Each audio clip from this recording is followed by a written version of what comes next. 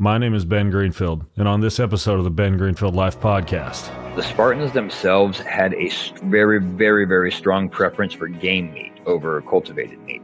Deer and wild-born stuff. They also ate a lot of wild hare and birds, small to medium-sized game. They also, you may have heard of this, were famous for their Spartan black soup. And this was soup that was made from pig's blood, vinegar, and usually just some chunks of pork thrown in there also. The two things that stood out, though, were the blood soup and then, of course, Greek mountain tea. I drink it myself now. Fitness, nutrition, biohacking, longevity, life optimization, spirituality, and a whole lot more. Welcome to the Ben Greenfield Life Show. Are you ready to hack your life? Let's do this.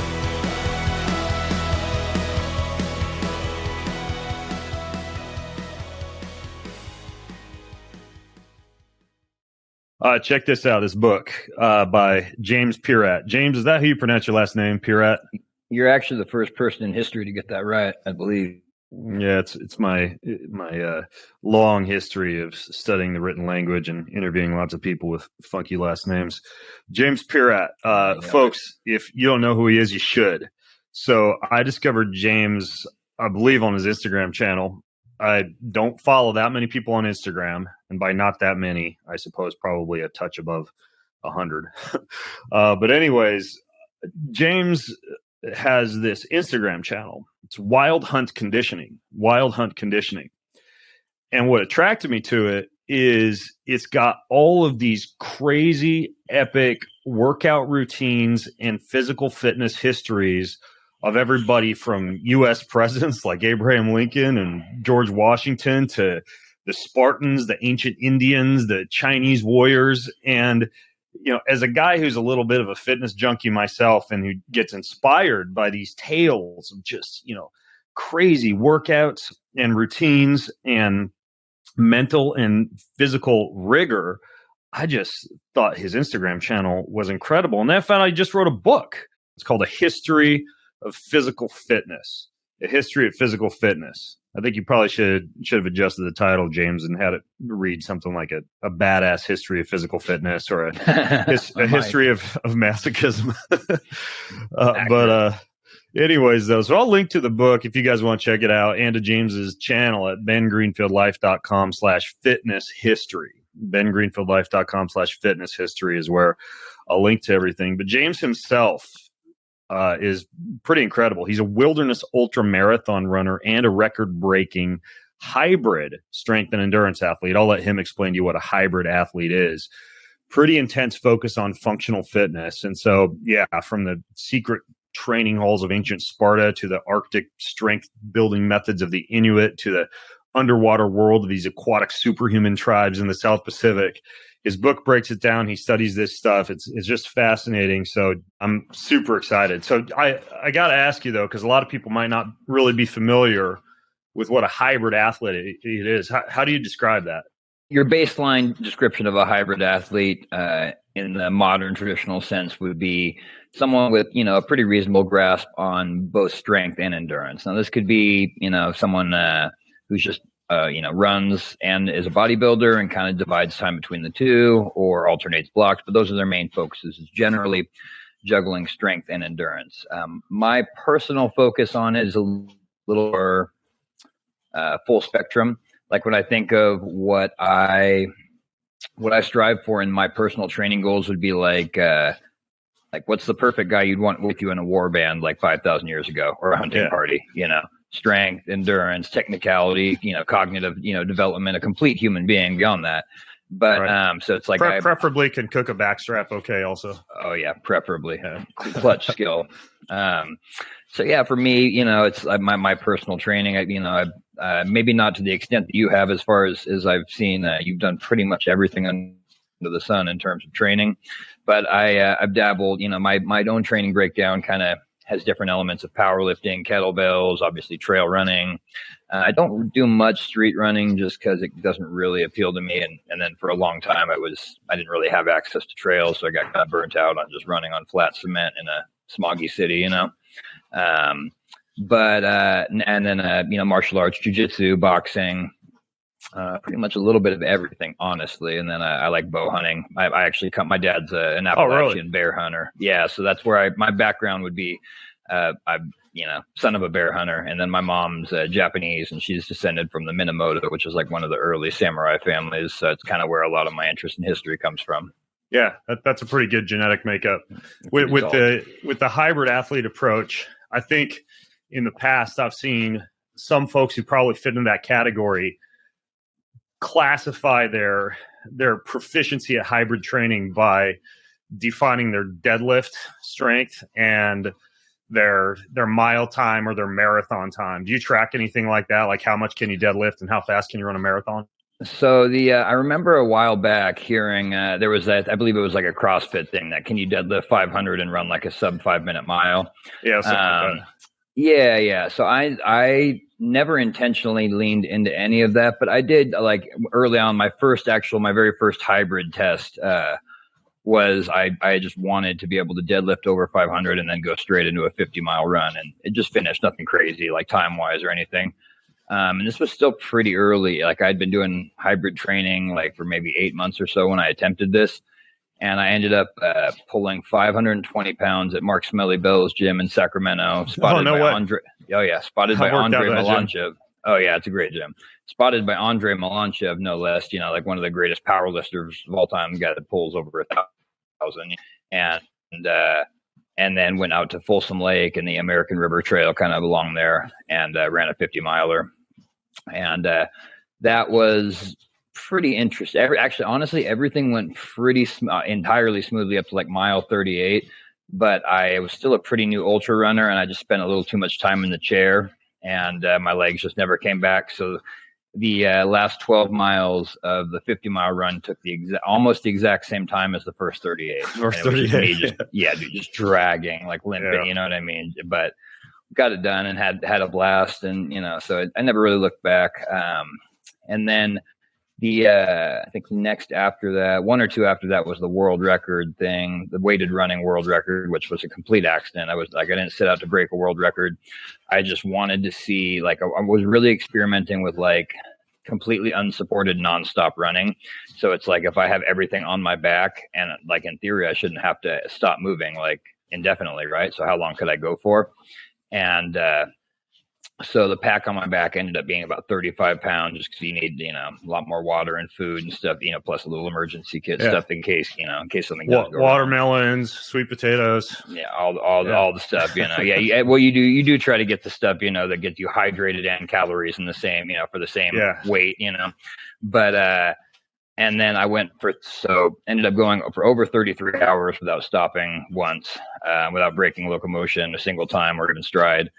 And in doing so, broke the weighted running world record, which had been like, the guy had run 69 miles with like a 30-pound weighted vest in Australia like a year or two before this.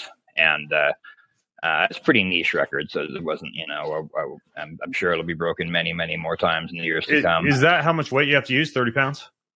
His record was just, for like, the specific record he set was 30 pounds for 69 miles.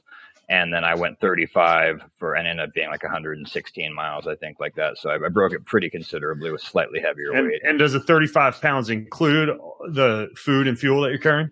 Yeah. So we had like a variable, the weight would have varied between 32 and a half and 37 and a half pounds, just based off the exact water volume that I was carrying. But we had it set up to where I could refill water without stopping by tying water bottles, hanging like disposable bottles from tree branches with a red ribbon wrapped around them, so I could see them like in the dark and you know what I mean, along the trail, and I could just grab and switch out my bottles as we went. And so it was pretty efficient. Well, I thought pretty slick at the time. I've come to mature quite a bit in terms of running logistics and backcountry stuff now. But and then I was also aided in that one by the fact that there was almost no incline. Yeah, just thinking about that as you're talking, my mind goes to what I would select as fuel to get through something like that. I think if I had to choose, I'd probably go with something like keto bricks, right? Because those are like 1,000 calories a bar. Yep. Ketones, just like some of those little liquid ketone shot bottles. And then I'd probably, besides electrolytes, I'd probably throw in glycerol. like hyperhydrate like the body. glycerol. Oh yeah. Creatine So too. I'd probably do, creatine would be an okay option. But yeah, I'd at least go glycerol, keto bricks, and ketones. I think that would cover most of my bases, assuming I had salt. Yeah. So actually, this is a perfect segue into. So I got back late last night from the Sonora Desert, and I guess this will be the official announcement for it. I have successfully run an ultramarathon through the hottest desert on the planet, which is the Sonora Desert. Which now with satellite imagery, we're able to measure surface temperatures the entire planet, and Sonora has measured as high as 177 degrees. Wow. And so it is officially, I mean, you could go, there's the whole Death Valley air temperature thing from almost 100 years ago, but now we have pretty accurate readings. So Sonora now, so I got back late last night from right above the Mexican border, Southern California. It would be southeastern California, right above the Mexico border. And ran approximately 200 miles in about 87 and a half hours. And this was probably the biggest physical test of my life, but the fueling stuff specifically, we had to get really dialed in with. And it might interest you what we went with. So speaking of like just, on the move fuel in my bladder, what I had is a product called Scratch Recovery. For people who think he's talking about his physical bladder, the bladder is like the like the Camelback style device that you carry fluids in. Yeah, I carry a 3-liter water bladder Camelback in my back, which is bigger than the traditional 2 liters that go out, but it's just gives me a little bit longer range at the expense of a little bit more weight. Just a win-win, or Yeah. But so in that, so Scratch Recovery, and that's it's a glycogen, just a carbohydrate, composite carbohydrate, protein, and electrolyte mix that uses milk powder as its base, to provide, and then they add in a little bit of dextrose, cane sugar.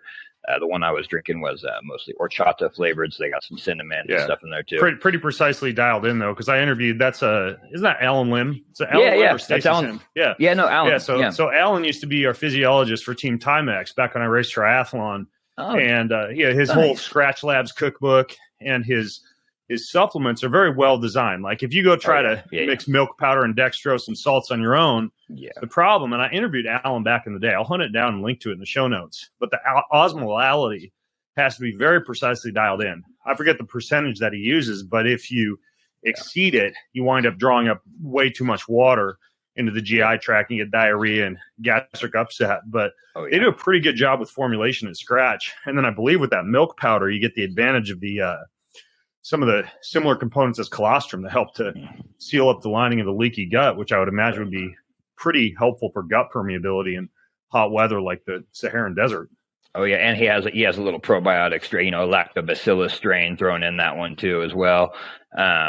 But yeah, so they actually went out to Scratch a couple months ago and they did my personal electrolyte panel, tested my sweat and found that I am I'm super salty. I'm like 880 nanograms per mil, whatever the metric was. I'm like the normal person I think is in the 380 range, and I'm like 880. Yeah. So I added additional, we talked about how much additional pink salt we should mix. I added creatine, not just for the gut and brain health and muscle function, but also I recently saw some research that indicated mega dosing creatine could really help offset some of the effects of sleep deprivation. Yep. And I had played with that during a 100-mile training run when my training peaked going into this and felt really good. So I stuck with that and I felt amazing. It seemed to, I felt great all the way through. And I don't consume caffeine. Well, very little bit. I drink the only caffeine I got during this, the entire 87 and a half hours was Dr. Pepper. I drink Dr. Pepper pretty consistently during the daytime. Yeah, my go-to was a flat Coke when I used to race Ironman, just grabbing it from aid stations. Creatine, that's true. It's a good tip. Obviously you got to be careful because, similar to too high an osmolality of fluid, the creatine can give you a little gastric upset if you exceed about 2.5 grams in your dosing schedule. But yeah, for sleep deprivation, it is true. 10 to 20 grams a day, more than the 5 grams. Oh yeah. A lot of people will load with for strength and power has good effects on cognition and sleep deprivation. Yep. And then NAD is kind of like the second part of that stack. If you want to upgrade a little more. Yeah, NAD and creatine are kind of like the go-to. As a matter of fact, I had to get up this morning at about 3 a.m. just with some some intensive work duties I had to tackle. So I've been on creatine and NAD since about 3:30 this morning. And that's also interesting what you noted about Alan and your sweat sodium test, because he came out to Timex and we did a similar analysis with the patches. I was very similar to you. I'm at like 3x the amount of electrolyte loss. And so when he tested me, I guess it was probably like 8 years ago, I increased my daily salt intake to 6 grams. And it was a game changer for sleep, for performance, for cramping, for recovery. And now, from what I've seen, even though I don't know if they're as good as getting tested by a physiologist or out at Scratch Labs or whatever, you can buy the Gatorade patches on Amazon now and do your own at-home sweat sodium analysis. I didn't even know that. That's pretty cool. Yeah. So folks could figure this out at home if they want to kind of dial it in. I don't know how good those patches are compared to the physiology lab measurements, but you could use the old method we used in MMA and jiu-jitsu, and it's just compare your gis after training and see whose is wider, Yeah, it'll tell you fluid. It won't tell you the salt composition, but at least tell you your fluid loss, Yeah. Well, no, but the more white crust on the gi, the more salt you lose, right? Oh, yeah, for the white crust, absolutely. we used to joke around, but honestly, that's probably a pretty elite method. Like if you were to, you know what I mean? Like it is. It is, except for the fact that salt intake drives salt loss. So sometimes people will show white crust, but then if they're using a bunch of electrolytes, they'll show it. So you got to control for that a little bit. But dude, man, you have done some crazy things. So, I ate chicken and played Scrabble last night, and you ran the Saharan Desert yesterday. Dude, no, it was from Tuesday morning to Friday night of last week. Okay. And then but still, dude, chicken and Scrabble sounds. Me and my wife were just talking about that. We were like, we kind of, we're not like really big socializers. We're kind of introverted homebodies, and we live up in the Sierra Nevada mountains. So we're just talking about kind of getting back into some board games. And she gets more competitive than I do, though, ironically. So it will go down, no doubt. But I like simple things. I think it's important to keep your world small if you want to do big things.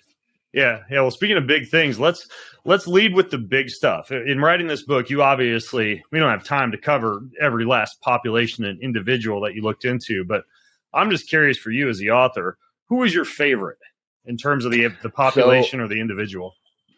So there's like, it's really hard to narrow it down, obviously, but you're always going to have those one or two cultures that maybe kind of speak to you a little bit more than anything else. And for me, it's pretty much the Spartans and then certain Native American warrior cultures like the Apache and the Comanche. The Spartans, I think, particularly, I find them interesting because you could argue there's peak eras and clans within the samurai era where maybe you can see something comparable, but for the most part the Spartans are really the only time that we see, like, in human history, what is a culture completely devoted to like war and like the physical perfection and war look like. And it's everything that they did for centuries was just dedicated to becoming physical apex predators on the battlefield and in the Olympic Games. I think there was something like there were entire there'd be like 80 years that passed where no one won a Pancratian gold medal except a Spartan. Like that's just an instance of dominance. The Pancratian was like the ancient form of MMA, right? Yeah, it's literally just, no holds barred MMA, punching, kicking. There were knockouts. Apparently, the ancient records say that submissions were more common than knockouts, but knockouts were pretty common. And the thing was, there were no time limits or weight classes, so you went until one guy literally physically could not go, whether it was due to, he was just too fatigued to defend himself and he got pounded out or choked out, whatever. But there were no rounds and no weight classes. It sounds kind of like this football match that I took my family to in Italy. Yeah, the Calcio, the Storico Calcio, we went to it. It's basically, I think it's like 25, 30 guys on either side. And the only object of the game is to get the ball from one end of the field to the other and throw it over the fence, and pretty much anything is allowed: punching, kicking, holding, dropping, wrestling, grappling, anything. And it was a spectacle, man. Dude, no, there's a very small percentage of the population on Earth that will ever see that with their own eyes. That's awesome that you got to. Yeah, and of course there's ambulances and people getting drug out on stretchers throughout the game. It took a good 45 minutes for the actual game to start due to riots and fights and the false starts. But once it got going, holy cow, it was incredible. I was just going to ask you a little bit about the way that the Spartans trained, if you've been able to dig into and find out what like an average training day would look like for a Spartan warrior. So it's really interesting because what we have to understand contextually is that the Spartans were enigmas and mysteries even in their own time. They spoke a different language than the other Greeks. They were from a different wave of immigration. They were from an older population on Greece that was there, the Dorian Greeks, as opposed to the later Mycenaean Greeks that most of the other ancient Greek city-states were descended from. So Spartans they were kind of ancient, mysterious, in 500 BC. And they didn't let people come into their country unless they were invited, such as, emissaries from other countries, certain messengers. They were extremely xenophobic in general, or worse, but it was they were very tribal, clan-like in their own way. But they, definitely no open borders. And, but having said that, we know what my approach, generally most people, when confronted with this question, would either avoid it or just kind of make some shit up. That wasn't good enough for me, not even as as integrity as an author, but just my curiosity. So I started looking at okay, let's start with what events that they won, because they would compete against other Greeks, right? And if you're winning an event, it stands to reason, So we started there. Then I went to some of the visitors and some of the people that would go, particularly when the Athenians would be trying to court the Spartans to join a war against the Persians or against whoever, you know what I mean? They'd send messengers, and they would see, sometimes the Spartans would even do a little psychological thing where they'd arrange a training session in front of visiting dignitaries just to be this is what our guys can do. You know what I mean? And so they knew that they were wrestling, grappling were huge. I'm sure you're familiar, but many listeners might not know what a halter is, which is a stone bell / kettlebell. They came in many different shapes, but it's kind of a unique hand weight carved from stone. And the Spartans were big on using these for traditional, say, dumbbell kettlebell liftings. But their main thing they used them for a primary thing they used them for was jumping weights. They do long jumps and high jumps carrying these dumbbells in their hands. Interesting. So very cool. Plyometrics, in short, plyometrics were a big part of Spartan training. And, weighted plyometrics, though. Weighted plyometrics. And so part of this, and a lot of people today will think oh, you shouldn't load your joints under weight. And I mean, maybe I'm biased as a weighted runner, you know what I mean? But it's like anything else. You apply a gradient of progression, just like someone shouldn't deadlift 500 pounds if they've never squat 500 pounds if they've never been under a squat bar. Obviously that would be bad for your joints too. So if you're building up to doing this the right way, then of course, there was a race in the Olympics, the ancient Olympics, called the Hoplomachus, and this was basically it shifted a little bit, but generally it was a 200 to 400 meter foot race in full armor carrying a shield, and the Spartans were dominant at this event. There's ancient records that they're dominant year after year, and basically you're running in a breastplate and greaves with a solid aspis shield, or an ancient bronze covered oak shield on one arm. And I've never tried anything like this, but I cannot imagine how hard it would be to stabilize the asymmetry and weight from having one unburdened arm and one arm carrying a 22-pound oak shield, and the size of it, the awkwardness, and then the actual armor. But the Spartans were savage at this, and apparently there's some rumor that this event was actually started with an ulterior motive in the Olympic Games, and that was to get the ancient Greek hoplites very, very good at running across a 200 to 400 meter range, which is coincidentally the effective range of the Persian bow, which was the main weapon of the Persian armies that were their main threat at the time. And so basically the idea was some clever guy was hey, let's create an Olympic event, but let's make it really, really, convenient for getting our guys to run across, to neutralize Persia's biggest weapon in case it comes to a fight, which it did. And there are, at the Battle of Marathon, that was a big part of what happened. They basically, the two armies, the Greek and the Persian army, stood and looked at each other across a beach for 2 days. They'd line up, they just kind of mad dog each other, and then, be out there for hours, and then they'd go back to camp, and no one was really willing to make the first move. And then on the third day, there was a Greek general who just his omens, either he woke up and ate his Wheaties or the omens were right, whatever it was. But he just, when the time was right, he just they were standing there. He just gave his men the order to raise shield. And then he just said, at them, just 2 words, at them. And the entire Greek army just rushed, and they just the same thing. It was just a dead sprint, 400 meters across through the arrow fire, and they smashed into the Persians. You're going to take losses no matter what, but you're sprinting across that space. It's only time for the Persians to get off like a couple volleys, and then you got armored guys who are bigger and stronger than you on you, with spears, and you have a wicker shield and a dagger, and your bow is now useless. And so yeah, that was a pretty cool story. And then, of course, that's the origin of the marathon too. You think that or I'm just curious what you think of that 300 Spartan workout that was going around for a while. I don't even know if I've seen it, but I'm gonna guess that it probably wasn't a hugely historically accurate representation of how they trained. It's like deadlifts and I forget the whole thing. I did it with my sons. I told my sons that we could watch the Spartan movie, which I think might be based on that battle you were just describing. It was. I love that movie. And I took them in the garage. I said, "You guys do the Spartan workout with me. If you can finish in an hour or under, we'll go into the basement and watch the movie." So they did the whole workout. And then we went into the basement and spent half of our time down there with their eyes covered or with a blanket pulled up over it, because I kind of forgot how intense the violence and some of the other portrayal of graphic imagery gets in that movie. But I think the workout probably doesn't come close to what you just described. And, I want to come back to whether or not the Spartans actually did eat Wheaties, because I am curious what you found out about their diet.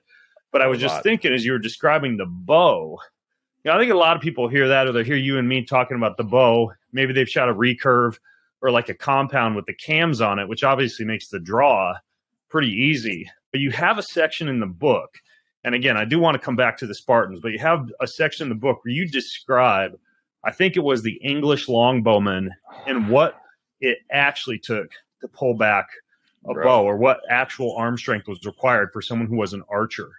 It was insane. Okay, so for starters, these guys were not like what you would call freak athletes. In like medieval England, these guys are 5'6" to 5'8". They're in that 135 to 165, like not giant humans. But the thing is, they start at a very, very early age by drawing bows, and those bows get progressively larger and heavier. And the English, for instance, the source of the English power, military power during this reign, they didn't have the powerful, like the huge armies of knights and French cavalry like the French did. They didn't, like a lot of the mainland armies had big pike formations and stuff. England was, despite being a world power, they were just kind of a small backwater, and their main military asset was their longbowmen. They shot bows that these average sized dudes were shooting bows that were 6.5 feet long, made from yew wood, which is itself a pretty soft wood. Very strong under compression, though. Makes an excellent bow, especially if you use the sapwood on the. Anyway, long story short, if you construct it right, you can take advantage of the natural properties of the tree and create a massive bow. They called this the medieval machine gun because it was fired with such force, and it could, a skilled guy could just fire arrow after arrow after arrow. And so to support this military strength, they laws for their upper peasant class, the yeomanry, to basically every Sunday you had to teach your sons how to practice at any given opportunity. They had fairs with archery contests with massive prizes, persons heavily incentivized being good at the bow. And so these guys got really good at the bow, and to the point that it actually changed their physiology. And now there's archaeologists, when they're investigating medieval battle sites, they can pull skeletons out of the ground and look at a skeleton without any equipment at all and say, hey, that guy right there almost certainly was an English longbowman. The reason for this is because the bones in their arm, their shoulder formations, and the muscle attachments are actually so much more robust and thick, not only than the average person, but then they're on one side versus the other. So it's like if you pull it and the guy's right humerus bone is twice as thick, his shoulder is more robust, and you can tell all the muscle attachments were giant on that side. Yeah, almost like if you were to dig up, 100 years from now, NBA basketball player, you'd look at the tibial tuberosity and know that they were a jumper. Yeah, or even an arm wrestler, like that guy, Devin, whatever, like one of his arms is huge, you know what I mean? Like, and so, but it's amazing. And like, bone, like you said, bone density, like it's just, so it's super, super cool. And it was like 150 pounds. I mean, without the cams. Oh, some of them got up to 200. That's the thing too. That's the thing. And they have guys now that can pull like accurate reproductions of these bows. But the thing is, these guys are like 250 pounds. Some of them are actual strongmen that they have to have. Yeah. So it's just, I mean, and for anybody listening crazy. in, I mean, if you walk up to the cable machine, if you have the gym next time, just put the stack on at least 150 and try a single arm row and tell me how that goes. Yeah, no, 100%, bro. It's like that. I recently did some online content. I've also, by the way, new news dropped this morning. I started my second book, actually, that will focus on warrior training specifically. So the book that you're writing now, it's basically more training program based? No, so this will be like research based, academic, but readable. So it's basically, I'm going to pick out maybe 20. I've got maybe 12 of them so far. I'd like 20 good warrior cultures. The Spartans and gladiators will be in. Gladiators, I got some good stuff on them. Spartans and gladiators. We'll have Plains Indians. We'll have, you know what I mean, your Aztecs and your Incas, your samurai. And it's going to be a deeper dive into each culture. Whereas the first book, it was cool, but it was meant to like introduce people to the idea of like, hey, like, this is what I geek out on. This exists. Like, here's a little sampling of a million different things from ancient boxers to Spartans and gladiators, like, little sample platters, so to speak. Now I'd like to kind of really dive in and flesh out, the war, starting with the warrior training specifically. And so it'll be, it won't be sets and reps or anything like that. It'll literally just be academically like, all right, this is how they trained. This is what they ate. This is, the way they fought in battle and why they trained like this, in this specific way. Yeah, but you do have a training program. I think you write about in the book. It's like Rocky meets Muhammad Ali meets Mike Tyson type of training plan. Yeah, so actually, I believe last my people checked, I'm in the top 3 functional fitness training program distributors on the planet. And so I write and program training. So training programs, books, and seminars are kind of like my bread and butter beyond the athlete stuff. If somebody was listening in and they wanted to try a training program on for size, what would be a good one to try? So over at wildhuntconditioning.com, one of my goals is to be also the biggest free program distributor in the fitness game. So most of the stuff over there has, at least you can try it for free, or there's free programs. If you want to, like the most recent one, just for example, I put out is a completely free program based on berserker training, Viking berserkers. These guys were the guys that ate, they ate psilocybin, went into. I was going to say, does your book come with henbane and psilocybin extract? Yeah, shoot. Let's you and me can discuss the legality of that. And we find a workaround, and that might be.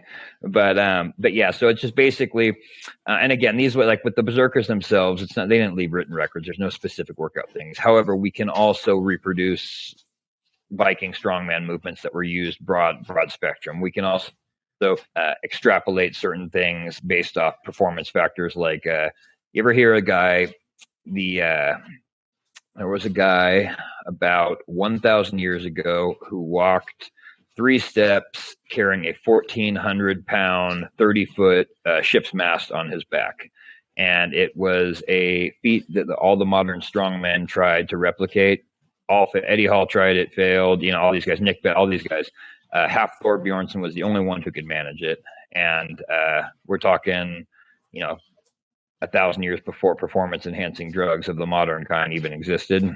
And so it's like you can look at these and be like, okay, so obviously this guy's walking with something heavy on his back if he's going to, train. And then you hear training with ship mast, training with bags of rocks, all the, you just get little scraps of things here and there. And so I pieced that together into a program that people can do for free at home. It, like literally you can do it with bags of rocks, buckets of rocks, it's branches, it's sticks, it's stones. You don't need the idea being that like I could put out a primal cool training program that no one would ever have to pay $1 for in terms of buying a program or a gym membership or any special equipment or anything like that. And that was honestly more exploratory, because most of my stuff is like, all right, here's how to get strong.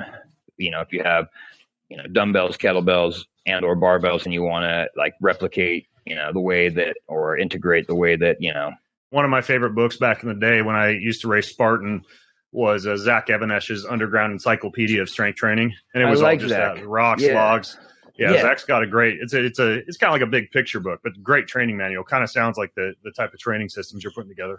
Yeah, pretty much. And then, so it's like, and then I'll have like, so my own, some of the training programs are based off my own stuff. So it's like, if I go do something, like, last year I ran across the I ran the Oregon section of the PCT. It was 500 miles, about 9.5 days. And then it's like after that, people were asking, how do you train for it? What do you do? So I just put out the training program, and like nothing crazy, not hundreds of dollars or thousands. Like here's $40 or $50 or whatever, and it's just exactly how I trained. It's the Apache breathing method I used. You know what I mean?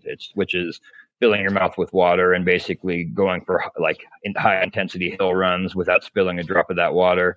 And meaning forced nasal breathing.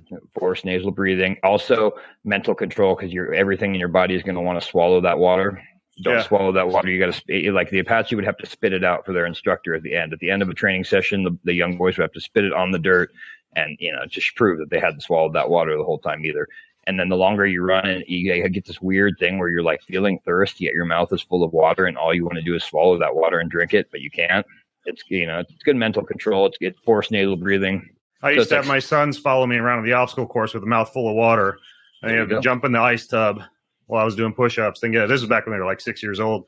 And they just chased dad. And they didn't have to do any exercise. They just had to chase me with a mouth full of water. No, that's awesome, bro. And I mean, you got it. Yeah, with kids, you make it fun too. And there's like nothing that they won't just run straight towards. But so it's like I do stuff like that. I would do like the Incas were known for like running weighted. The Incas and the Aztecs were both known for running weighted, but not like, well, some of it was for war, which is kind of cool. But honestly, a lot of it came from the fact that their rulers were like hyper rich emperors. And like, so like if you're an Aztec, you're an Aztec emperor and you're chilling in Tenochtitlan, what is now Mexico City, which is, a highland mountain flat capital. Right. But you're like, man, like I really, like me and my girl the other, we were in SoCal, we stopped at Nobu and got some sushi. And it's just like, we were willing to, we probably would have driven down there and just eat there without any business being down there. But if you're some Aztec emperor and you just decide that you want Nobu one day, like all you have to do is send like a guy to run 320 miles to the coast, get some fresh caught, sashimi and have it back. I have a relay of runners bring it back 320 miles in about 18 hours. One DoorDash. So same thing, they would do that with snow and ice. These guys would like emperors would want like a snow cone and literally just like send a guy to run to the mountains in relays to bring back blocks of ice to be chiseled out. And then of course you're seeing like they found cacao in the Southwest, bro. Think about that. Like like Anasazi, cacao comes from how many hundreds of miles away in the jungles of, you know what I mean? Yeah, so like somebody had to get it. You're right. Yeah, you're right. And they weren't using horses. No, horses weren't even on the New World yet, bro. Like the horses didn't come to the Spaniards. So that's why the Native American messenger runners were probably like, in terms of ultra, like your hundreds and hundreds of miles of runners, they're the best thing that we know of in terms of history within the last several thousand years. Wow, incredible! Because they didn't have wheels or horses. Yeah. Yeah, I got to come back full circle to the Spartans because I promised. Okay. But what did they eat? You're gonna love this. So the Spartans ate and throughout the other Greek city states, you had a lot of lamb, a lot of the same cheeses and olives and type stuff that we see today. A lot of figs. The Spartans themselves had a very, very, very strong preference for game meat over cultivated meat, to the point that they eat like, deer and wild boar and stuff. But they also ate a lot of like a wild hare and birds and small to medium sized game. And they also, you may have heard of this, were famous, had a very negatively mixed reputation, but were famous for their Spartan black soup. And this was soup that was made from pig's blood, vinegar, and usually just some chunks of pork thrown in there also, and essentially like boiled, and they ate it completely unflavored beyond adding some salt to it. And but the Spartans themselves swear by this as a staple food, kind of like a strong peasant's food. And they were also said to have like blood sausage and stuff like that. But they were big on game. And then the blood. So the two things that stood out though were the blood soup, and then of course Greek mountain tea, which is still I drink it myself now. Almost everything you've just listed is very rich in coenzyme Q10, and you find that a lot in game meat. So you're basically just fueling up the mitochondria for endurance. Yeah, that actually one of the sport, of course, Spartans above all, they were the best run. Like, there's the Spartathlon is one of the most famous ultras in the world that, goes throughout the part of the world. And like the Spartans themselves were just, like I said, they were no. And the other thing, they were without exception, they trained barefoot, ran barefoot, lifted barefoot, fought in battles barefoot, completely barefoot too, not like, little leather slips, like, which are fine. I wear like little simple leather, kind of soleless type shoes, moccasins and stuff myself. But the Spartans are just pure barefoot. They made their children go barefoot. They trained barefoot, and they swore, once your feet were adapted, you could run faster. And so now, why would you pick them versus a couple of these other populations like the Indians or the ancient Chinese warriors, who also seemed pretty impressive?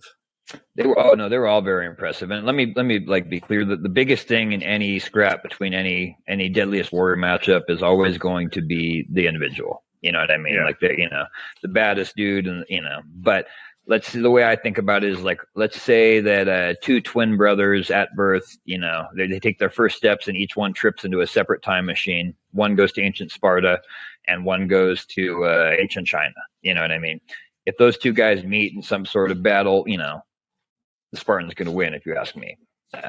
However, there's different types of battle. It's like if you're an aquatic warrior, you don't want to get, in a fight on a sand dune against, an Arabian horseman, in North Africa or anything like that. But taking just basically, for me, it comes down to the level of dedication. The Chinese, the Indian, they've created some great warriors, some great military minds. And let's be honest, it heavily influenced the way we work out to this day. Having said that, neither one of them were a society completely and utterly designed to create the perfect warrior, which is all the Spartans were. They were the only one. I mean, like I said, you could isolate some, like Takeda Shingen and his men in feudal Japan. They had a pretty badass clan that was pretty dedicated to to war. But like the Spartans, we're talking hundreds and hundreds of years, and they just how do we make the perfect guy? How do and then of course, how do we make that guy think like his entire life is just dedicated to the perfect death in defense of his nation? Right. That was their entire culture's identity. Yeah. The interesting thing is that if you look at our current presidential candidacy, you would not expect a president to fall into any of the categories that you and I are right now talking about. But you have not one, but two presidents in the book, Abraham Lincoln and George Washington. Yep. Why did you put them in the book? So the truth is, there was no ulterior motive. They were both just freak athletes, just by coincidence. I mean, not by coincidence, obviously. If they're hard men from hard times who got hard men to follow them. So obviously they were capable of doing hard shit. But the truth is, like, George Washington was, I mean, you almost can't even credit for him. He was just born a freak athlete. Like, everyone who knew him, they just talked about like everything he tried, he got good at quick. He had immense physical strength. His endurance, his ability as a horseman was second to no one in the colony. You know what I mean? Rode like a native. And Abraham Lincoln was just a really good wrestler with crazy physical strength, who did all sorts of actual wrestling matches, competitive wrestling matches, frontier wrestling matches, which would have been MMA, like kicks and punches would have been allowed in frontier wrestling. And went, 301 propaganda aside, like, whether he actually went the Hickson Gracie style 300 wins without anything going wrong. He won against every notable person that he faced, even before he was president. People were willing to, lie for him or say, exaggerate. 301. Jeez. Yeah. And the style of wrestling was a little different then. I read, I'm looking at this page. You describe it as catch wrestling. What is it? Yeah. So that would be basically, wrestling with submissions, but also, like I said, in the frontier wrestling, there a lot of times the matches would have strikes. Like, you would agree to the rule set, but we'd shake hands with the guy and then you'd go do it, and there could be very small variations. But yeah, you could get choked out. You could get, you could get a heel hook or a toe hold that tore your knee or ankle apart. You could, get knocked out. And so it's like that, that can happen. Yeah. Very, very, very, very few. Generally no biting or eye gouging, which were, in rough and tumble fighting, and a little earlier on in the colonies, rough and tumble stuff, they did allow, like in colonial eras, they did allow biting and eye gouging. In fact, there were like a number I recovered from English governors in the New World, sending them home to England, basically just asking for help. Like, they were coming back with like eyes gouged out and fingers missing and shit like that. Jeez. From all these, rough and tumble matches in the colonies, Virginia and shit. Now, how strong do you think George Washington was? Probably pretty. I mean, he's known to be 6'2" or 6'3", like he was a tall dude, a big dude. But there was, you know, no, he didn't leave any deadlift numbers behind or anything. But there was this like actual written account of these guys that they were screwing around one day in a field, just trying to see who could throw this iron bar the furthest, which is literally like we've been doing this stuff for, since the first caveman picked up the first rock and his first friend saw him do it and wanted to try it too, So these guys were just throwing an iron bar in a field, and then they'd go mark it, see like, oh, this guy threw it, how far went they mark it. And I guess he just rode up on his horse one day, and they didn't even really know who he was at the time. He just asked like if he could try it, and he just literally threw it double the distance of like the farthest prior throw. And they were like, they couldn't believe, like, it just punched into the earth. And so he was significantly stronger than strong men in an area where survival, in time where survival required you to be pretty strong. Yeah. But obviously exercise science, supplementation, even performance enhancing drugs, Adderall, et cetera, have come a long way since then. So sure. In a cage fight, who do you think would win, George Washington or Joe Biden? George Washington.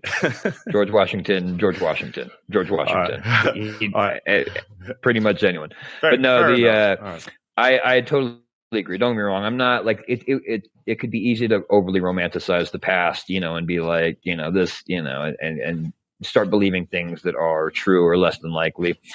I think I'm a big believer, I'm a big supporter in everything that science has done to advance athletic performance and nutrition and longevity and all this stuff in the last 100 years, let alone the last 2,000 years.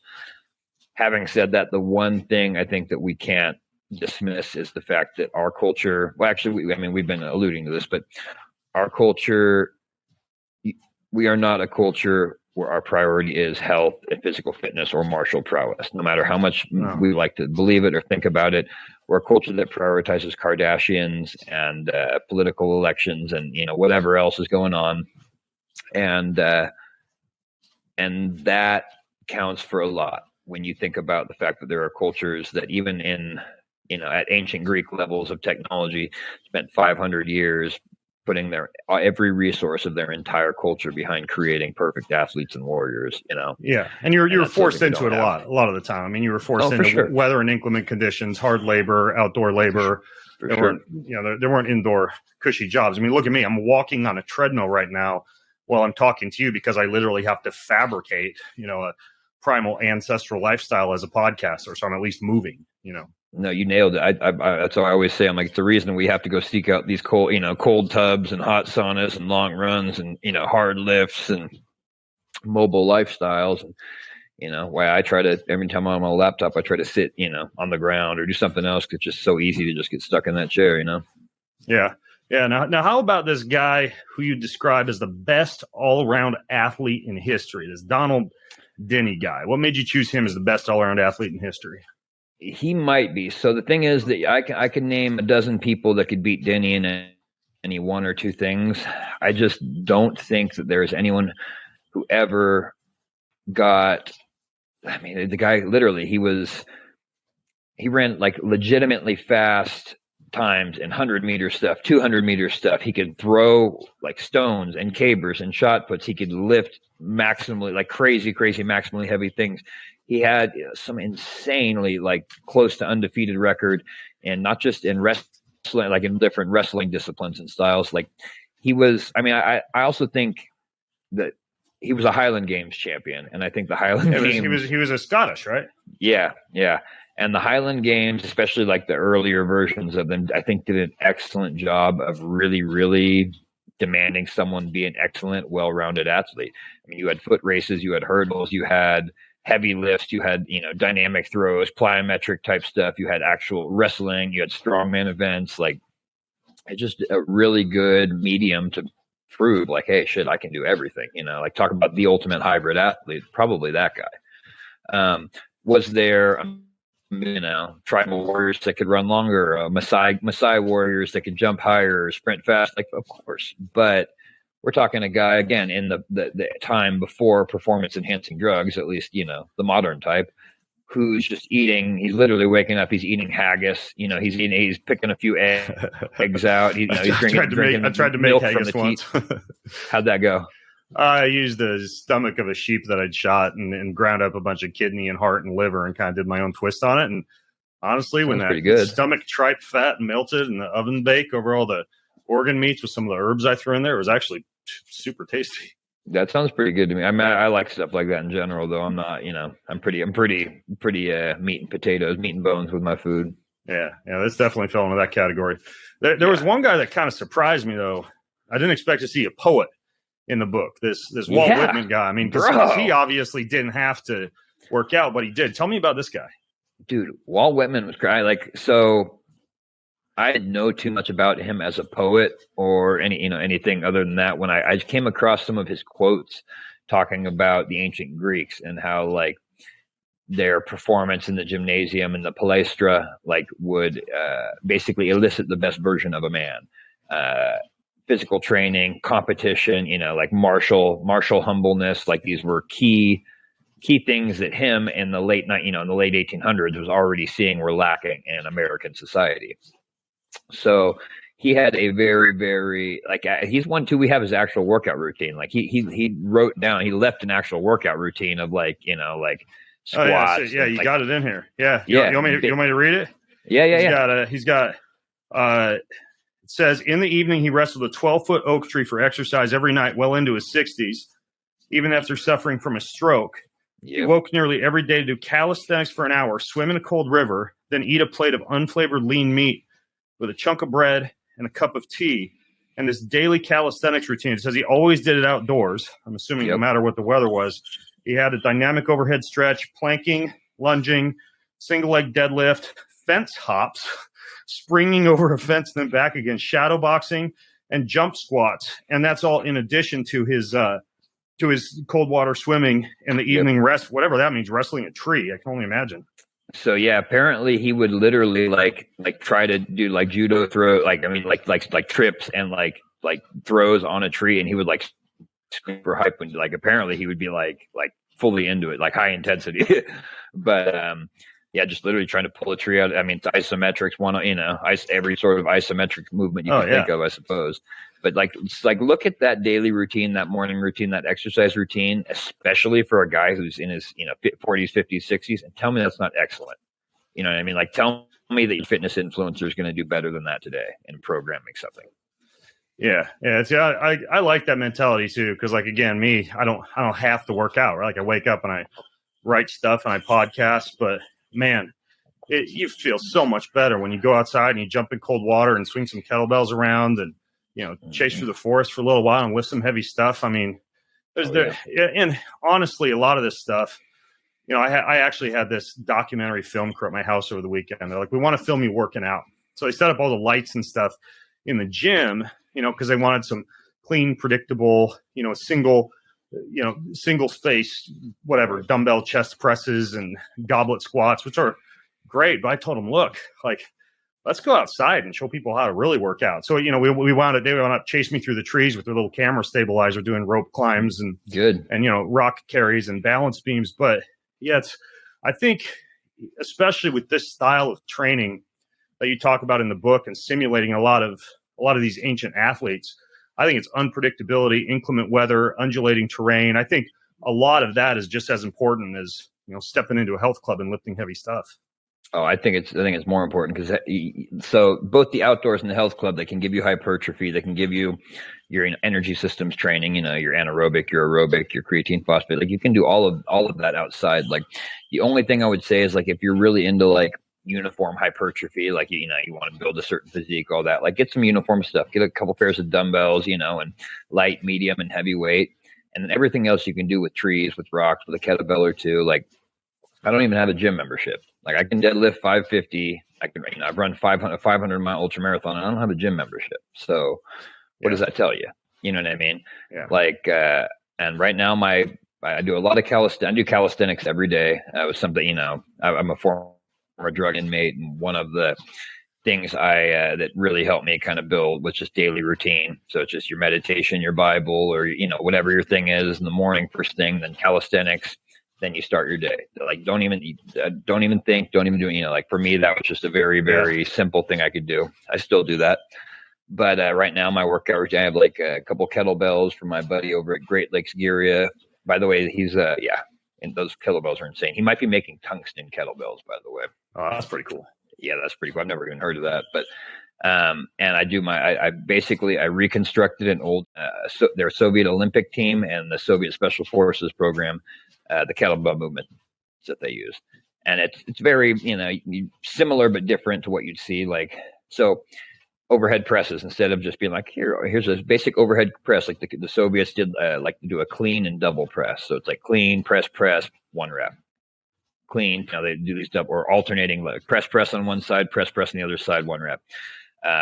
Instead of swings, they like to do like deficit high pulls, like stand on 2 boxes, get that weight all the way down, and then come all like a dynamic high pull all the way up high here, like that. Just like little things. They don't really teach that stuff in the because I did the RKC certification, and that's pretty standard. Swings, goblet squats. Where do you learn that stuff? So that I'm unique on this. So it's like Pavel, like, and all that stuff. He has a lot of good stuff, but this is different. I sat down with actual defectors, and most of them old men now. Starting with one guy who was he's like a 5'4" Sambo guy that was on one of my jiu-jitsu teams that was just giving all of us problems, and he was like 65. And we're just like, dude, what is going on with you? And it turns out he used to be a Spetsnaz guy, a paratrooper. And so I started talking to him. I actually got my hands on a variety of different little clips of actual Soviet archival footage. Some of it, I got a couple of the exercises from clips I found on YouTube, although it's pretty sparing here and there. I dug up some of it from old like strength training forums from West Side Barbell from like 2011 or like crazy shit. Other stuff from a couple buddies I have at West Side. Didn't get too much of it from Pavel because he speaks more in like principles and stuff like that as opposed to specificities. And I don't know if he, at least I'm not sure. Pavel Zatzelin, former podcast guest, for those of you wondering who we're talking about. Oh yeah, he's the guy that got me into kettlebells. I mean, Pavel's awesome. Me too. But yeah, just in terms of like the historic geeking out, I just went and found all sorts of archival footage, interviewed 3 different defectors, and I'm actually I went back and had a conversation with one of the guys, and he told me some stuff that has me thinking I'm going to try to build a sequel, maybe towards the end of the year at some point. But it was actually, I released it for 24 hours only, the Soviet program earlier this year, and it actually sold more kettlebell programs than any, except for there were like. I was going to say, I want to try it. I'm going to have to connect with you afterwards and try this out. No.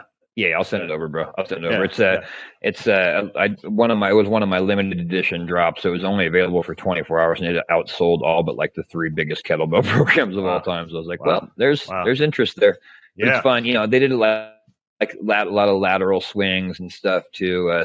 Staggered stance, split stance. So just small variations on the shit that all. If you've been using kettlebells for 2 years, you've seen swings, you've seen presses, you've seen Turkish get-ups, and so this is just kind of little flavor on that, Yeah, I'm curious. You mentioned you read the Bible in prison, and I was thinking about this before the interview because I was just reading a little bit in First and Second Chronicles, and I was thinking about some of these ancient Israelites, because they were kind of a force.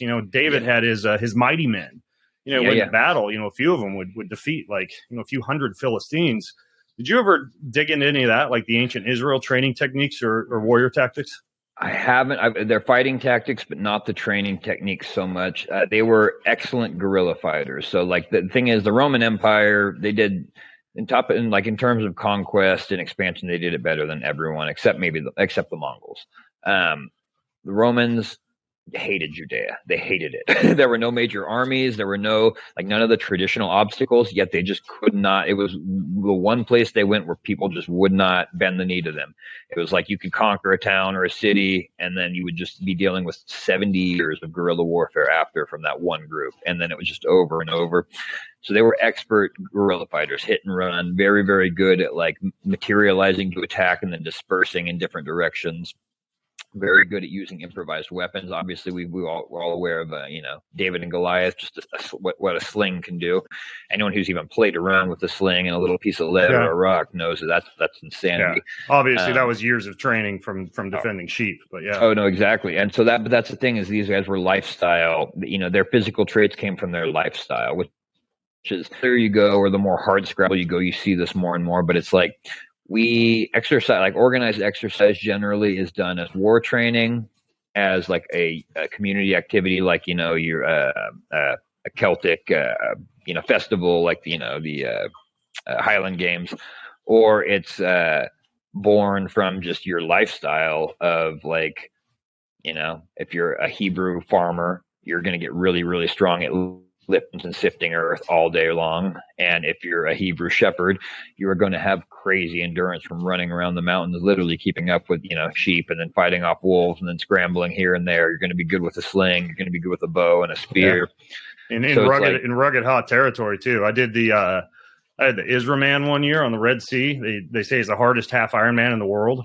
Oh, damn. And my feet were all bleeding and blistered after the race because the surface of the ground was so hot. We had to ride our bikes up between the Egypt and Israel border, and it was just stupid hot. And then the terrain is just rocky and exposed and open and thistly, and it's a hard area. Yeah, that was Sonora was actually kind of like that too. But it's and so it's like, they say, like, there's a quote that I like: "The gods of the valley are not the gods of the hill." And that means that it's actually a quote from the American Revolution from a guy named Ethan Allen. But basically what I take that to mean, and what he said it to the British as a threat more than anything. It's like, hey, you guys live down here in the New York Valley, like, you do your thing, in a certain way. Me and my boys up in the Vermont, like, we were raised and we live a different lifestyle, and it makes a different type of man. Like, if you come up here, you're going to find out, you know what I mean? And so I always take that to mean, like, hard places, hard lives, they make hard men. And Israel for sure, man. Well, man, if you want to get inspired to be hard, this book, A History of Physical Fitness, I'll link to it. If you guys go to bengreenfieldlife.com/fitness history, you may have heard me mention some other interviews, like the one with Pavo and some other resources. I'll put them all in there, along with links to James's website, his Instagram. Great follow, Wild Hunt Conditioning on Instagram.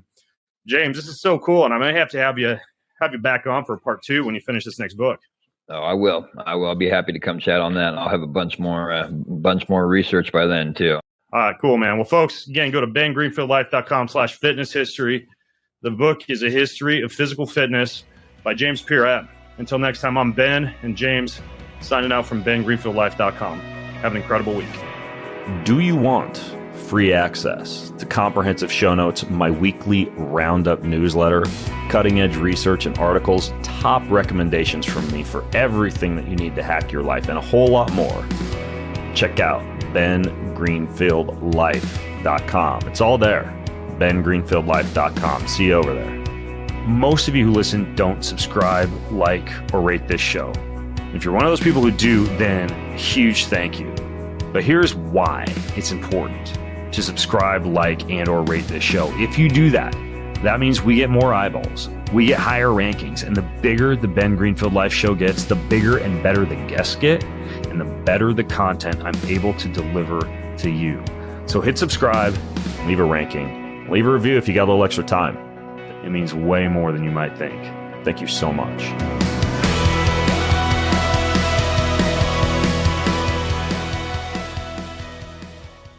In compliance with the FTC guidelines, please assume the following about links and posts on this site. Most of the links going to products are often affiliate links, of which I receive a small commission from sales of certain items, but the price is the same for you, and sometimes I even get to share a unique and somewhat significant discount with you.